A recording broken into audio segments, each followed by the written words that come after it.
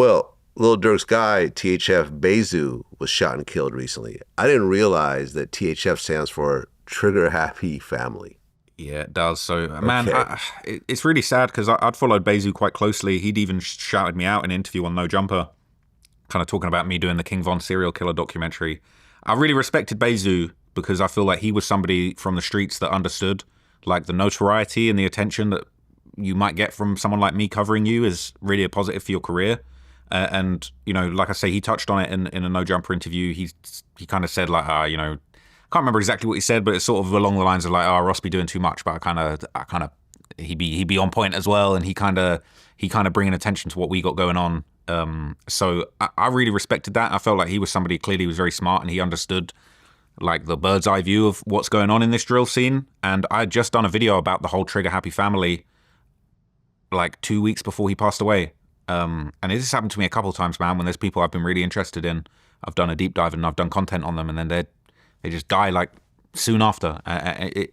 It's really chilling, man. And I was in Vegas for ComplexCon when I got the news. I believe Remo kind of lined up the Bayzoo interview on No Jumper. So he'd spent time with him. He was, you know, friendly with him. Brick Baby's friendly with Bayzoo. So we was all just kind of, I'd never met him, but I'd heard good things about him. And I just spent, you know, a whole month digging into his backstory. So yeah, that was just kind of just really sad news to hear. And he was somebody that had seemingly kind of gotten out of the streets. You know, he was kind of laying low, I think, after the Durk case came down, because he was really one of Durk's right-hand men. But that whole Trigger Happy family, man, that there were some really serious guys. You know, in that documentary, I break it down. There's so many murders. Bayzoo was tied to 3 murders, and he ended up beating 1 murder officially. There's rumors that he was involved in other ones. They're saying people tried to snitch on him.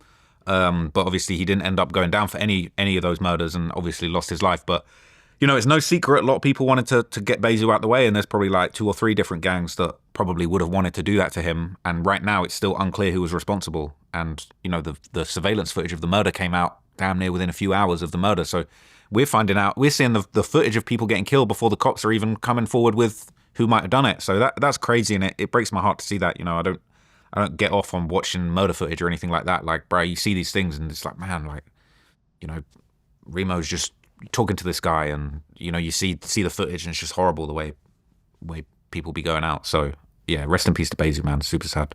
Well, after Bezu got killed, there was a woman that was connected to the situation got killed. Yeah, so the rumor on Reddit is that the woman was the baby mama of a rapper from a crew called 757 BA, I believe. So she got killed in a car, and there was a rumor that she had been killed because she backdoored Bayzoo. Now, it's then been cleared up, and people are saying, no, it's a case of mistaken identity. She didn't have nothing to do with that. And it's still unclear to me whether people are saying it's a case of mistaken identity. They thought she had something to do with it and killed her, or whether it was a complete mistaken identity of this whole situation had nothing to do with nothing, and people are just bringing it up because of the timing. It happened right after the Bayzoo situation. As far as I'm aware, basically the majority of the opinion in Chicago and on Reddits and other people making videos is that wasn't actually the backdoor. It wasn't actually revenge for what had happened. It was an unrelated situation. But again, you know, sometimes things change. You find out more information. Sometimes things are a bit more complicated than it seems. But that is going around. But I don't think that has anything to do with it. But like I say, there's a whole bunch of gangs that might want to have something to do with Bayzoo. You know, he was at war. They were at war with this crew called 051 Young Money. Obviously, he's close with Durk and OTF. You know, FBG Duck's whole crew, 63rd, St. Lawrence Street. Like, all of those guys would have hated Bayzoo. And then, if you know the story about Lil Zay Osama, his crew, they were at war with Bayzoo's crew because they were all close. And then somebody from THF stole 2 of Lil Zay Osama's watches. And then Lil Zay Osama was jumping on lives talking about, yeah, 2 of my watches got stolen and 5 people died as a result. And, you know, there was a THF member called TP that got gunned down, and now everybody thinks, oh, that was Zay Osama's crew getting revenge for the watches. So this whole the THF got a whole bunch of different beefs with different crews. You know, they're tapped in with Durk, but then also Durk's case has kind of took away some of the support that THF were having, and then they've got these new beefs popping off with former friends. Lil Zay Osama's crew's going to war with them. And he was kind of sneak dissing Bayzoo, and then he kind of backtracked and then kind of made a positive post about Bayzoo. But yeah, nice.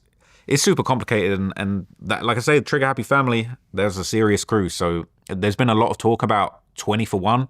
Like, there's this catchphrase, I think Bayzoo said it in an interview, like, if I die, 20 people are going to die behind me. And a lot of the THF members have been posting, yeah, 20 for one. We're getting that 20 for one. And I don't want to see that happen, man. We don't need to see 20 people from the ops side die. And there ain't no way you killing 20 people without losing some of your own members. So that's just, I just hope that doesn't happen, man. But that's the mindset that's going on. They really want to kill 20 people over Bayzoo because he was a real big dog. Like, they called him, his lyrics calling him the chief of THF, all this kind of thing. So he was a very important person in Chicago. Well, what's going on with the people that killed him? What, Bayzoo? Yeah. Well, that's the thing, we don't know. There's all these different people that people think might have something to do with it. I don't think there's been any arrests made. There's the footage that's gone around, but even just, you know, all the guys on Reddit, nobody actually knows. Like, nobody has actually come up with a like, there's one guy called Lil Sam who posted, I think he's called Lil Sam. He posted a clip of himself in the same tracksuit counting a bunch of money afterwards. And people are trying to say, oh, that's him claiming the body. But even then, we've seen this a lot of times where a really high-profile murder happens and then someone just fake claims it straight after. So other than that one clip going around, I don't think there's been real, like, substantial... Like, even that clip, I'm kind of like, he could be chasing it. You know, you throw on a Nike Tech, you see the surveillance footage, you throw on a Nike Tech and flex some money, like, you getting a bit of attention on social media now. But it's almost like, bro, you can't... Surely you're not that dumb that you would actually do the drill and then take a picture in the tech with the money afterwards and say, we got Bayzoo out here. I feel like more likely you saw what was going on and you were like, okay. Because that's happened a couple of times with rappers. I don't know if you remember when XXX Tentacion got killed. There was a guy called, I think, Soldier Kid. Like, he posted a pic, like, in the same outfit and then with the same car as the shooters had, like, afterwards, just for some clout. And it kind of worked. And his career got supercharged and they found out he ain't have nothing to do with it. But so it's really not conclusive who did that to Bayzoo yet. Yeah. Crazy.